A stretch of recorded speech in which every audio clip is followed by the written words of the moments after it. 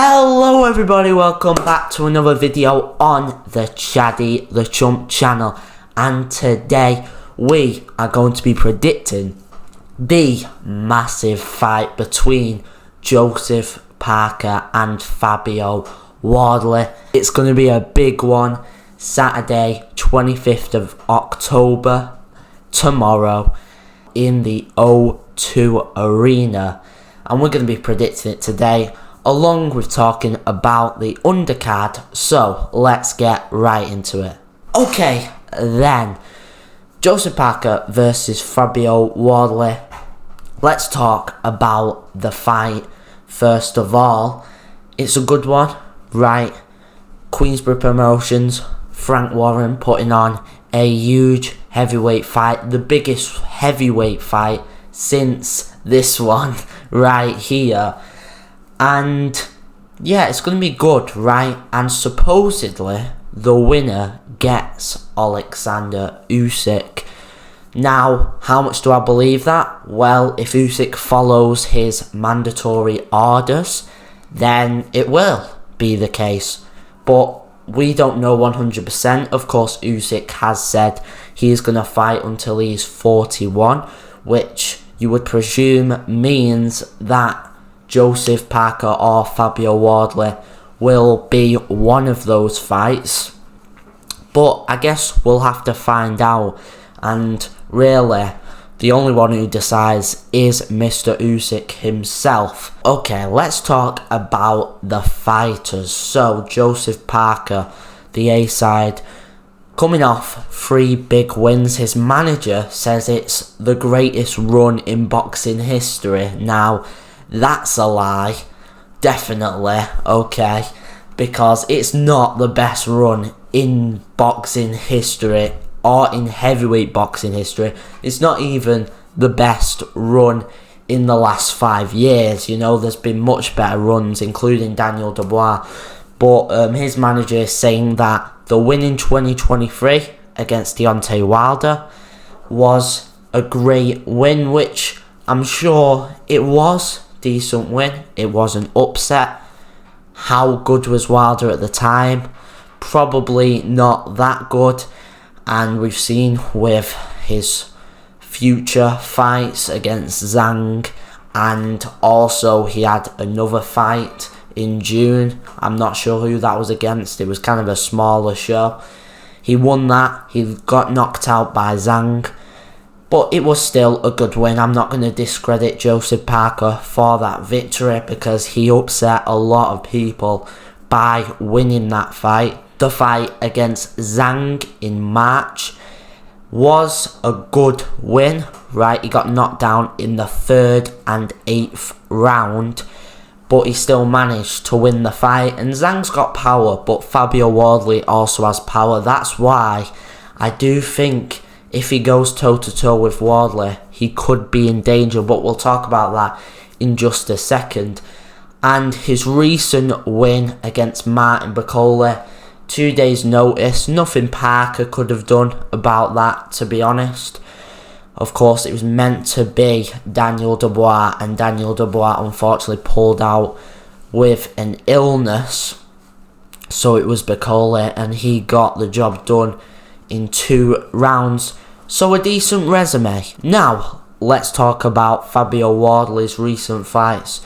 Coming off of a interesting bout against Justice Hooney. He got battered 10 rounds, there's no other way to put it, but it doesn't matter because he landed maybe a miracle shot, maybe a tactical shot, but he landed the shot to knock out Justin Hooney. And that's all you really need in a fight. And people say he got lucky, you know, people say, you know, it was skill to land that shot. Maybe, but what we know from that performance is Fabio Wardley probably isn't the best boxer in the world, but he is definitely a brilliant fighter. And in this fight, I think he is going to have to be a brilliant fighter. Before that, he had 2 fights against Fraser Clark. The first one was a draw, a great fight, and then the second one was a round 1 knockout demolition job. So it's going to be interesting, right, to see if Fabio Wardley can do a job on Joe Parker. I think the only way he does win is by knockout. But as I said, if Parker goes toe to toe with him, there is a serious possibility that he wins the fight, right? There is a possibility that he lands that brilliant shot and ends up taking glory. So, overall, my prediction, my heart is saying Fabio Wardley will knock out Joseph Parker, although I do like Joseph Parker as well, right? They're both cool guys. I don't want to see either of them really lose, but Fabio, being the younger guy, has more time in the sport, also being British, I would rather see him win. Although, I don't know if Fabio Wardley does have a chance against Usyk. I mean, Daniel Dubois didn't do great, and they have kind of similar, styles. But I still do want to see Fabio Wardley win. But I wouldn't mind if Joseph Parker won and then went on to fight Usyk. I don't think Usyk loses to either of these guys. And that is, pretty clear, especially in the odds. But that will come when it comes. This is now, and my prediction is Joseph Parker to win by decision. Split decision if it's closer, unanimous if it's really a decisive victory. But I do think that he will win by decision. I don't think he'll knock Fabio Wardley out. And although there's a chance Wardley could knock out Parker, I don't see it happening. Okay, then a quick gander at the undercard. Some people complaining, saying, is it pay-per-view worthy? Is it not? But the undercard consists of the co-main event, Ezra Taylor versus Steve Woodall. Originally meant to be Ezra Taylor versus Lewis Edmondson, but Edmondson pulled out. I still think this is decent. Obviously, Steve Woodall, originally a super middleweight, and he was meant to be on that GBM show in November, but of course you're going to take this over a GBM show, so it will still be good. I can tell you right now, unless we see a miracle, Ezra Taylor will win this fight pretty easily, but I hope it is a good fight. Also on the card is a world title fight, Jürgen Alderdag versus Rolly Fagone. A world title fight. Can't really complain, to be honest. I'll take it. Hopefully it's a decent fight. Also, the final really good fight on this card, Danny Quatermain taking on Royston Barney-Smith.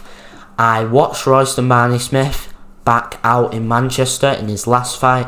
Looked decent, was against an opponent who didn't really want to fight back, but he was still decent, and this should be a much better fight than that one in Manchester, so I'm looking forward to this one as well. That is it for today's video on Joe Parker versus Fabio Wardley.